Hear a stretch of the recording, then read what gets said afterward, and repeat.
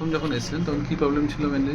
তখন আমার খাওয়া দাওয়া ভালো লাগতো না, হ্যাঁ, কষ্ট হতো শরীরের ভিতরে, পেটের মধ্যে সবসময় একটা ভাব ভাব থাকতো। আচ্ছা, প্লাস আমার 7-8 করে পটি হতো, 6-7 করে পটি 6-7 পটি, তো পটি পরিষ্কারও হতো না একবারে, ওকে 14 যেতে হতো, কাজের Okay. সমস্যা হয়ে যেত নানা রকম। ওকে ওকে।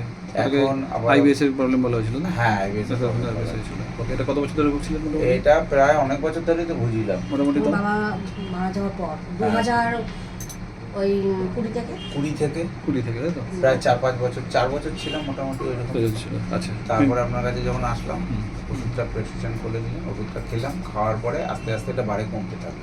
ওকে ওকে। এখন একদমই নেই, এখন একদমই আমার কাছে নেই। মানে আমি একবার করেই এখন পটিতে যাই, টোটাল একবার খুব করে কম যাচ্ছে। দুবার। খুব কম দুবার।